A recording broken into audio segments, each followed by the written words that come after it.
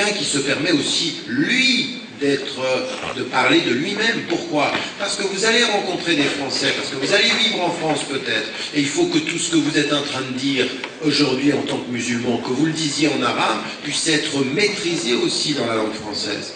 Donc moi, ce que j'ai envie de voir au Maroc, c'est l'amélioration des deux langues. C'est pas de jouer l'une contre l'autre en se disant la langue a colonisé l'ensemble du pays et donc maintenant les jeunes parlent plus avec le français ou sans le français, il y aura une autre langue, il y aura peut-être l'anglais comme l'anglais est en train de s'installer et on fera que on sera en train de se dire la langue a pris le dessus. Donc la résistance par la langue, je l'ai dit dans la conférence, est très important. Il faut valoriser la langue arabe et il faut que ceux qui soient ici fassent ce travail-là. Mais ça n'est pas une langue contre une autre.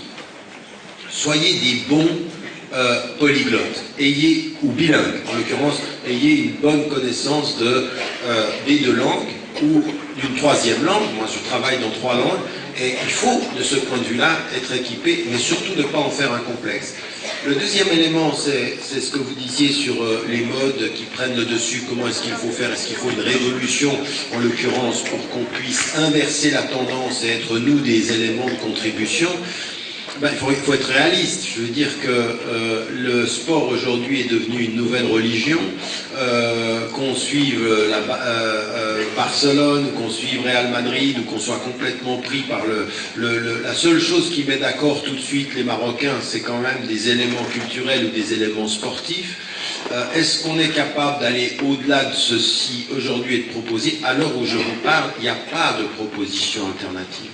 Est-ce qu'il faut une révolution? Mais même s'il y avait une révolution, qui proposerait quoi? On va proposer quoi? On va faire la révolution en se disant on ne vous veut pas. Mais le problème de tous les soulèvements arabes, c'est qu'ils étaient tous d'accord sur ce qu'ils ne voulaient pas. Maintenant, on est en train d'attendre de savoir ce qu'ils veulent. Parce qu'on ne voit pas. Vous voyez ce que je veux dire? C'est facile d'être unis contre. Mais être unis pour un projet, pour quelque chose qui est un projet social et politique, c'est extrêmement difficile. Donc moi je ne suis pas pour les renversements de cette nature. Je pense que tout ce qu'on a dit ce soir et tout ce que vous dites sur les influences comment dit-on, des modes ou des grands événements culturels ou sportifs, eh ben, le meilleur moyen d'y résister, c'est par ce travail-là. Il faut nuancer, il faut être moins émotif, il faut être moins passionné, il faut regarder votre équipe nationale de football avec un soutien patriotique, mais pas de l'aveuglement.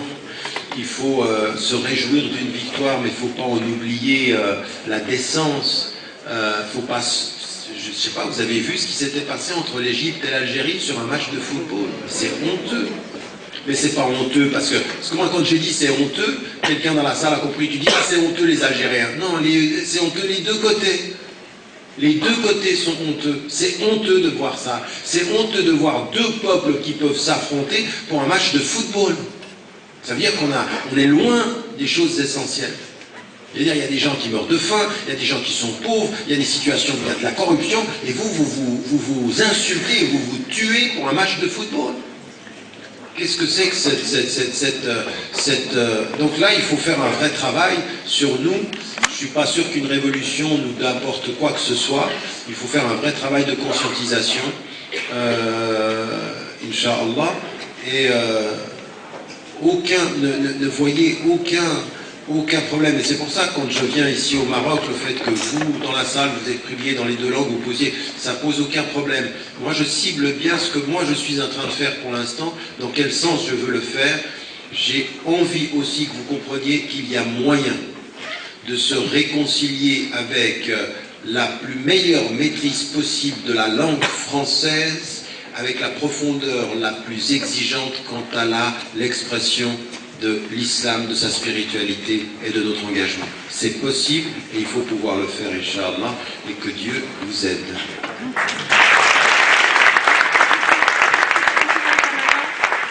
Cher professeur, on a cherché dans les 3 langues, arabe, français et anglais, pour trouver une expression adéquate et convenable pour vous manifester. Alors, nous remerciements et on n'a pas trouvé mieux que Ja'alallahu fi mizan hasanatik. Nous tenons à remercier le corps administratif haïtien l'équipe organisatrice, tous les gens qui ont veillé à ce que cette conférence soit à la hauteur. Merci à vous tous et salam alaikum.